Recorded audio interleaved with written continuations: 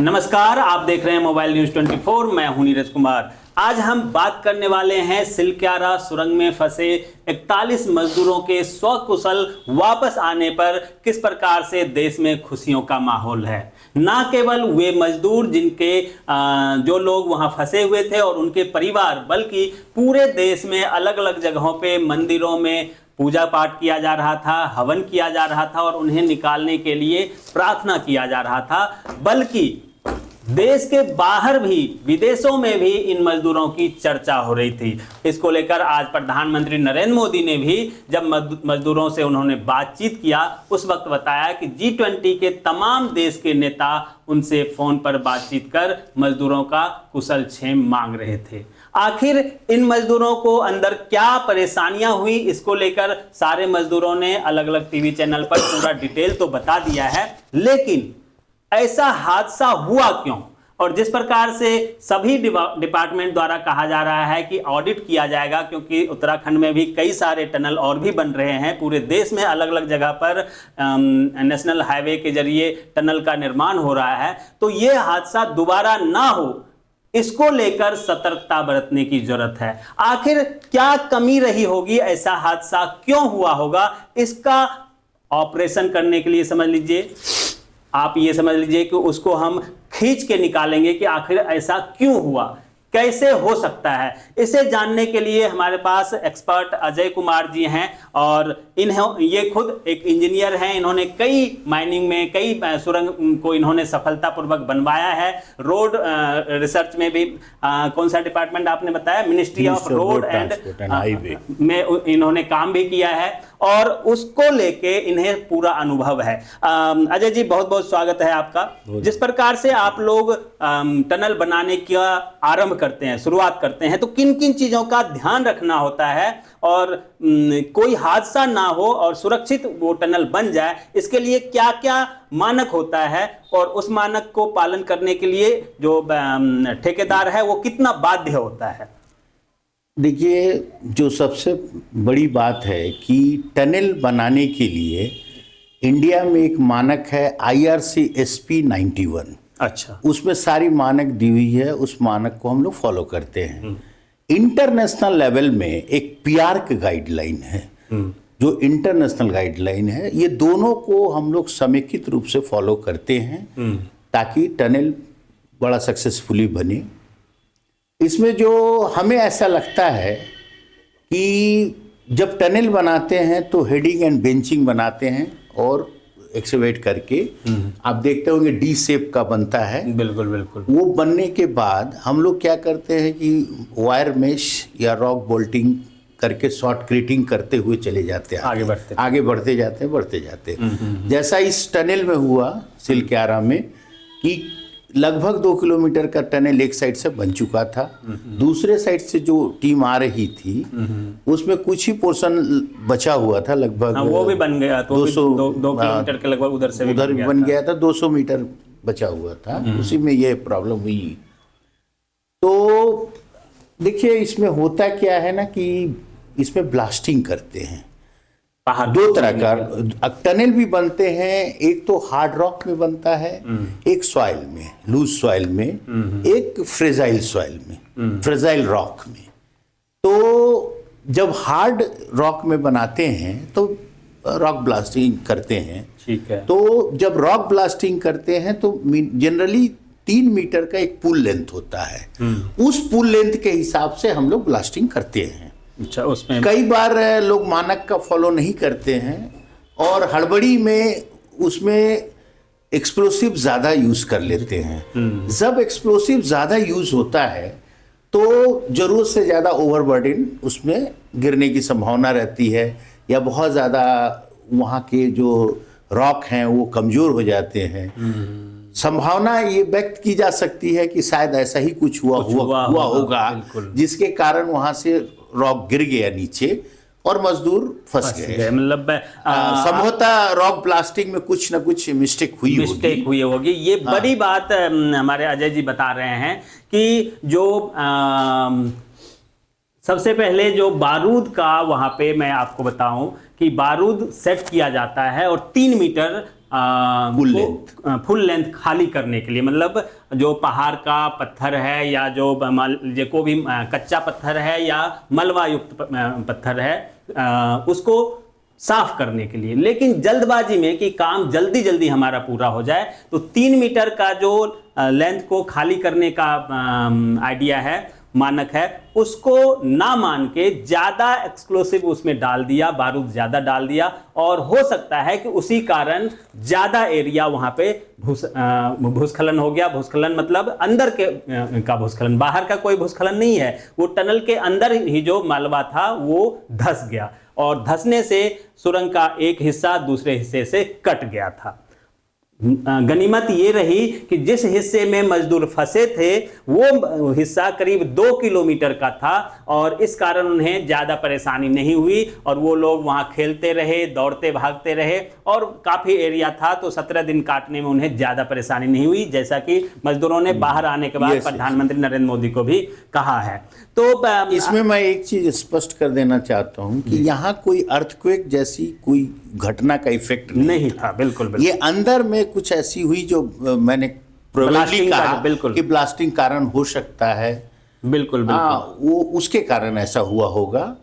और जब 2 तरह का एक और टनल बनते हैं जहाँ की फ्रेजाइल रॉक होता है या मान लीजिए सॉइल होता है, तो वहाँ जब हम एक्सकेवेशन करते हैं तो वहाँ पाइप रूफिंग करते हैं, प्राइमरी लाइनिंग करते हैं, वहाँ भी हेडर बनाते हैं, बेंचिंग करते हुए जाते हैं।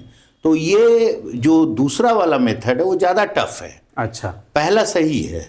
अगर प्रॉपर तरीके से किया जाए तो this is the safest way. बिल्कुल। और अगर मानक को ध्यान में रख के काम किया जाए तो दिक्कत नहीं होता है। जिस प्रकार से इन्होंने बताया कि 3 मीटर के दायरे को मान के अगर हम काम करते हैं और उसमें मानक के अनुसार जितना बारूद डालना चाहिए उतना ही अगर डालते हैं आप, तो आप सुरक्षित तरीके से धीरे धीरे आगे बढ़ते चले जाएंगे। ऐसा हादसा नहीं होता है। और मुझे लगता है कि ऐसा कोई हादसा पहले हुआ हो, अगर आपको याद हो, क्योंकि हमें तो कोई ऐसा हादसा नहीं है। हाँ, कोयला खदान में मजदूर फंस गए थे, आपके नॉर्थ ईस्ट में भी हादसा हुआ था, लेकिन सुरंग बनाते वक्त ऐसा मुझे तो याद नहीं है। आप अगर कुछ बताएं अपना। जनरली बस ऐसा होता बहुत कम है, ना के बराबर ही है ऐसी घटनाएं होती है। बड़ा लोग कंट्रोल में करते हैं और इसके गोड भी काफ़ी रहता है। हाँ, कई जगह एक साइड से ही टनल बनाया जाता है, यहाँ दोनों साइड से बन रहा था, और इसमें हमारे समझ से बहुत ज़्यादा एग्जाम्पल नहीं है।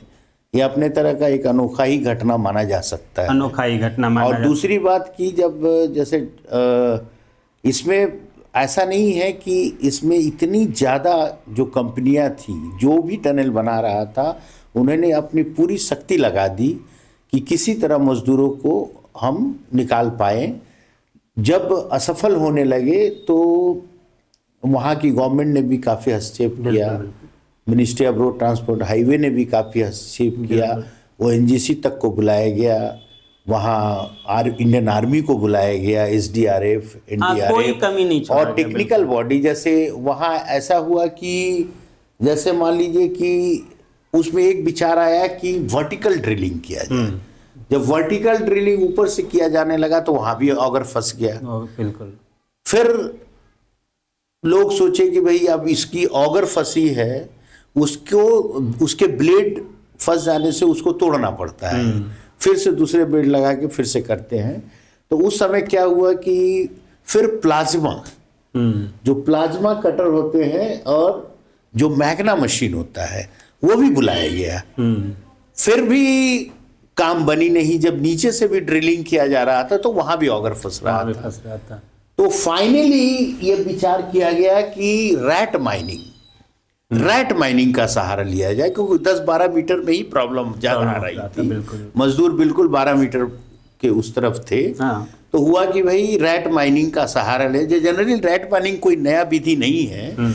जहां टनल में कुछ ऐसे पोर्शन होते हैं, जैसे मैंने आपको कहा कि एक डी शेप का टनल बनता है जिसमें 6.5 मैक्सिमम 5.5 मिनिमम रहता है क्लियरेंस और 9.5 तक जाता है। मतलब एंड पॉइंट में 5.5 होता है IRC गाइडलाइन के अनुसार, क्योंकि आपको जो भी गाड़ियां जाएंगी 5.5 मीटर वर्टिकल क्लियरेंस देना जरूरी है। तो इसलिए 5.5 से 9.5 होता है। तो कई ऐसे पोर्शन होते हैं जहां आप मशीन से ब्लास्टिंग करके भी नहीं कर सकते हैं, और छोटे छोटे कॉर्नर में ये रैट माइनिंग का ही सहारा लिया जाता है। और वो रैट माइनिंग हालांकि ये बहुत सेफ नहीं है, इसमें परेशानियां होती हैं, समय लगता है। इसलिए लोग आजकल बड़े बड़े मशीन्स आ गए हैं, बड़े बड़े ड्रिलिंग मशीन हैं, ONGC यूज़ कर रहा है, या अमेरिका के काफ़ी ऑगर मशीन्स यूज़ हो रहे हैं। तो रैट माइनिंग का सहारा लिया गया और अल्टीमेटली रैट माइनिंग एक मील का पत्थर साबित हुआ। और कुल मिला के इसको एक लाइन में 17 दिनों के बाद कि मजदूरों ने ही निकाला। यस, मशीन फेल हो गया और मजदूरों ने ही निकाला। ये बिल्कुल एक लाइन का सटीक इसका निकलता है कि मजदूरों को आखिरकार मजदूरों ने ही निकाला। और वो मजदूर भी काफी भावुक थे जो निकाल रहे थे, और जो अंदर फंसे हुए थे वे भी काफी भावुक थे। तमाम लोग भावुक थे, सभी एक दूसरे को बधाई दे रहे थे जब निकले हुए, और सभी एक दूसरे को सांत्वना दे रहे थे। खुशी का माहौल था। उस आसपास के इलाके में कल पटाखे जलाए गए, दीपावली मनाया गया, क्योंकि उस आसपास के इलाके में दीपावली के दिन दीपावली नहीं मनाया गया था, क्योंकि उसी बीच में ये हादसा हो गया था। देखिए, इसमें हम एक चीज कहना चाहेंगे जी, कि ये भारत के इतिहास में शायद पहली बार हुआ जब एक छोटी सी घटना, इसको हम लोग एक छोटी घटना ही मानते हैं, ऐसे कंस्ट्रक्शन एक्टिविटीज बहुत चलते रहती है, ऐसी घटनाएं होती रहती हैं, लेकिन जिस प्रमुखता से प्रशासन ने इसको महत्व दिया बिल्कुल, और महत्व दिया उत्तराखंड प्रशासन, और साथ ही साथ हमारे देश के जो ऑनरेबल प्राइम मिनिस्टर हैं, जिन्होंने व्यक्तिगत इंटरेस्ट लेके उस चीजों को मॉनिटर किया, ये काबिल तारीफ है। ये उनके जैसे प्राइम मिनिस्टर ही कर सकता है, और ये इंडिया में ही संभव है। मतलब ये घटना एक बहुत बड़ी मील की पत्थर साबित होगी। जो लोग अपने आप को ये मानते हैं कि हमें कौन पूछने वाला है, कौन देखने वाला है, हम मजदूर हैं, हमारी जान की कोई वैल्यू नहीं है, आज उनको ये समझ में आनी चाहिए कि हर एक व्यक्ति की जान की उतना ही वैल्यू है। ये साबित हो गया। बिल्कुल बिल्कुल। और ये बात आप जैसे कह रहे हैं, ऐसा ही कुछ ब्रिटिश इंस्टीट्यूट ऑफ के जो एक बैरिस्टर इंजीनियर आए हुए थे, विशेषज्ञ, जॉन ऑर्बर्स या ऐसे कुछ नाम था, नाम मैं पूरा नहीं ले पा रहा हूँ, याद नहीं आ रहा है। उन्होंने कहा कि ये कैसे संभव हुआ, कोई नहीं कह सकता, बस हो गया, और ईश्वर के कृपा से हो गया। क्योंकि उन्होंने 4 दिन पहले ही कहा था कि इसे निकालने में, सही सलामत निकालने में जल्दबाजी नहीं किया जाना चाहिए, और 1 महीना लग सकता है। जब विदेशी टीम जो आए थे, उन्होंने खुद स्टेटमेंट दिया था, और वही कल जब इन मजदूरों ने वो करामत करके दिखाया, और जब वो मजदूरों के पास गए और जब वहाँ से सुरंग से बाहर निकले, तो वो वहाँ पे जो एक अस्थायी छोटा सा मंदिर बनाया गया है, वहाँ पे जाके उन्होंने पूजा अर्चना खुद किया, और फिर मीडिया से उन्होंने कहा कि ये मैं कुछ नहीं कह सकता कि कैसे हो गया, ये एक चमत्कार था कि इन मजदूरों ने निकाल लिया, और मैं यहाँ पे कुछ नहीं कह सकता कि मैंने क्या काम किया, मैं यहाँ क्यों आया था। तो ये भावुक करने वाला कोशिश तो उन्होंने भी किया था काफी। बिल्कुल बिल्कुल। आज जो ये वर्टिकल ड्रिलिंग का आइडिया, फिर मैनुअल ड्रिलिंग का आइडिया, फिर नीचे से वर्टिकल ड्रिलिंग, वो सारे ऑप्शंस तलाशे गए। बिल्कुल बिल्कुल। ठीक है, बहुत सारे ऑप्शंस सफल नहीं हुए, रैट माइनिंग सफल हो गया, लेकिन ऑप्शंस तो काफी तलाशे गए, कहीं कोई कमी नहीं छोड़ा गया। जो भी किसी ने भी आइडिया दिया सरकार को या उस कंपनी को कि ये रातों रात सारे काम किए, रातों रात 2 किलोमीटर रोड BRO ने बना दिया, रातों रात। और उस 2 किलोमीटर रोड के सहारे वर्टिकल ड्रिलिंग के लिए सारी मशीनरी ऊपर लाई जा सकी, ये क्या माने करामत नहीं है तो क्या है? बिल्कुल बिल्कुल। और मतलब कोई ये नहीं था कि ये करने से ज़्यादा पैसे खर्च हो जाएगा, ये जब दूसरा काम हो ही रहा है तो एक और ड्रिलिंग का वर्टिकल क्यों हो रहा है, तीसरा काम क्यों हो रहा है, एक से ही काम करें, ऐसे मतलब कुछ भी नहीं छोड़ा गया कि ये भी किया जाना चाहिए। अगर किसी ने कह दिया कि ये भी किया जाना चाहिए तो वो काम भी शुरू कर दिया देखिए, जाता इसमें मल्टीपल एजेंसी और मल्टीपल मेथड का सहारा लिया गया। मल्टीपल एजेंसी, मल्टीपल मेथड्स और मल्टीपल एक्सपर्ट का सहारा लिया गया।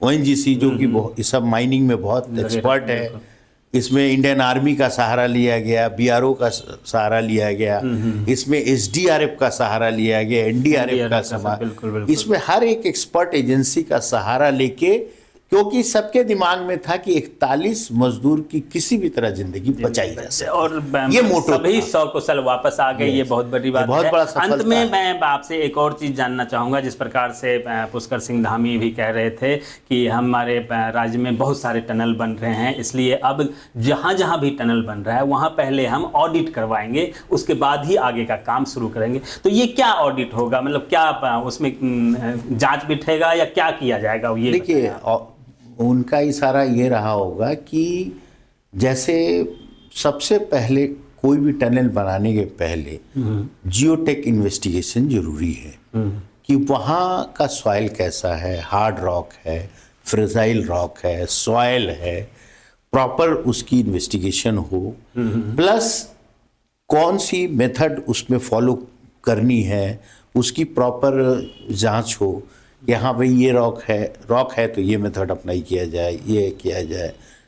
ये सब उनका कहने का मतलब था। दूसरा कि अगर मान लीजिए कि ड्यूरिंग एग्जीक्यूशन अगर किसी तरह का मानक से कॉम्प्रोमाइज तो नहीं हो रहा है या ना हो, अगर मान लीजिए कि कहीं मानक से कॉम्प्रोमाइज हो रहा है और आगे ना हो, इसके लिए इंश्योर करना, ये सब ऑडिट का पार्ट है। ये सारे ऑडिट जो हम यहाँ फेलियर हुए क्यों हुए और उसको ओवरकम कैसे करना है आगे ये दोबारा। टनल देखिए, ये जो टनल है सिलक्यारा टनल पार्ट ऑफ चार धाम है और विकास के काम को तो रोका नहीं जा सकता है, ये तो अनवरत जारी रहेगा।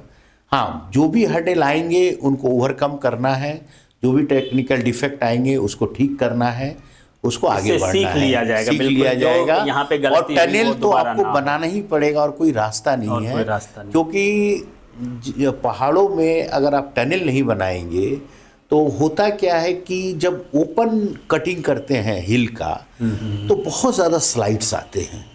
वो स्लाइड कई बार तो ऐसे स्लाइड्स आते हैं कि ये पूरा का पूरा रोड को फ्लॉट करके नीचे वैली में फेंक देते हैं। और आए दिन उत्तराखंड हो, हिमाचल हो, आए दिन वहाँ क्लाउड बस्टिंग, रेन बस्टिंग, बहुत सारा बस्टिंग होता रहता है। तो उससे टनल की बचाव हो, टनल अगर हम लेके जाएंगे रोड तो रोड सेफ रहेगा। और दूसरी बात कि टनल बनाने से हमारा रोड लेंथ काफ़ी कम हो जाता है। एक तो सेफ रहता है, वो ऑल वेदर रोड रहता है, जहाँ जहाँ स्नोफॉल होता है वहाँ आप कैसे ओपन में जा करके बहुत ज़्यादा सरवाइव नहीं कर पाएंगे। अगर आप ऑल वेदर रोड बनाना है तो आपको टनल का सहारा लेना ही पड़ेगा। और बहुत सारे ऐसे आपको वो घुमावदार रोड मिलेंगे वहाँ कि अगर आप स्टेट टनल बना देते हैं तो पता चला कि अगर हम 1 किलोमीटर का टनल बनाते हैं तो हमारा कई बार 12, 13, 14 किलोमीटर रोड बच जाता है। तो और ऑल वेदर रोड हो जाता है, सेफ रहता है अगर हम मानक के हिसाब से बनाएं। और इसमें एक चीज़ और होती है, प्रॉब्लम आती है जो शायद इस मैटर से रिलेटेड नहीं है, लेकिन एक समस्या हमेशा रहती है कि जो टनल हम बनाते हैं उस टनल में अभी क्या है, इंडिया में जो टनल बन रही है जनरली 30 मेगावाट का डिज़ाइन करते हैं हम लोग हीट एमिशन के लिए, सस्टेन कर सकता है। तो हर बार ये मैटर उठती है कि भाई जब हम टनल बना रहे हैं, जब हम पैसेंजर को उससे पार करवा रहे हैं, तो कॉमर्शियल व्हीकल जैसे गैस टैंकर, जैसे आपका पेट्रोल टैंकर, डीजल टैंकर, उसको हम नहीं जाने देते हैं। अच्छा। क्योंकि वो हम ये मानते हैं कि जब वो अगर किसी कारणवश अंदर कोई वो एक्सीडेंट हो जाए अंदर में और ब्लास्ट कर जाए तो उसकी जो एमिशन निकलेगी वो 240 मेगावाट की निकलती है, और हमारा टनल डिजाइन ही है 30 मेगावाट की। अच्छा अच्छा। तो ये भी देखने की जरूरत है कि हम पीआर के गाइडलाइन के हिसाब से अगर हम 240 से ऊपर लगभग 300 मेगावाट के हिसाब से डिजाइन करें, मतलब उसकी जो लाइटें हैं, उसकी जो एग्जॉस्ट सिस्टम है, एयर सिस्टम है, सब कुछ अगर हम 300 मेगावाट के हिसाब से बैलेंस रखें तो हम उसमें टैंकर को भी अलाउ कर सकते हैं, सब कुछ कर सकते हैं। थोड़ा तो कैपेसिटी बढ़ानी होगी, ऑब्वियसली थोड़ा खर्चे बढ़ेंगे, लेकिन इस पर भी विचार करने की आवश्यकता है। बिल्कुल बिल्कुल। तो आप तमाम दर्शकों ने देखा कि किस प्रकार से एक एक बारीकी कि क्या गलती हुई। इन्होंने बताया कि 3 मीटर का दायरा होता है, उससे एक्स्ट्रा अगर आप जल्दी जल्दी काम करने के चक्कर में एक्स्ट्रा ब्लास्टिंग करते हैं तो एक हादसा होता है, जिस कारण से ये हुआ होगा। बिल्कुल कंफर्म नहीं है, लेकिन ये एक ऑप्शन है जिस कारण से ये हादसा हुआ होगा, और आगे ऐसा ना हो इसके लिए पुष्कर सिंह धामी ने भी कहा है कि हम ऑडिट करवाएंगे ताकि आगे किसी और सुरंग में ये हादसा दोहराया ना जा सके, दोबारा कोई मजदूर अंदर ना फंसे। क्योंकि 41 मजदूरों की बात नहीं थी, पूरे देश के लोगों का बात था कि वहाँ कोई भी, चाहे गरीब हो अमीर हो अलग बात है, एक जिंदगी भी अगर वहाँ पे नुकसान होता है तो हमारे देश का कितना बड़ा नुकसान होगा ये आपको नहीं पता है। क्योंकि जिस प्रकार से भारत विश्व का सबसे शक्तिशाली देश बनने के ओर अग्रसर है, और तीसरे नंबर पे जाने के बजाय ये पहले नंबर पर 47 तक जाने की बात कह रहे हैं, विकसित देश बनने की बात कह रहे हैं, तो अगर अभी से ऐसे चीज़ों पर ध्यान नहीं रखा गया तो कई सारे उंगली उठेंगे, कई सारे सवाल उठने लगेंगे। इन सारे सवालों का जवाब अजय जी ने आपने दिया, बहुत ही बारीकी से समझाया। एक्सपर्ट के तौर पे आपका बहुत बहुत धन्यवाद। आप तमाम दर्शकों का भी बहुत बहुत धन्यवाद। नमस्कार। Thank you very much. Thank you. क्या टाइम हुआ? कैमरा मैन बाहर घूम रहा था। कोई नहीं। टनल वाले उस पे अगर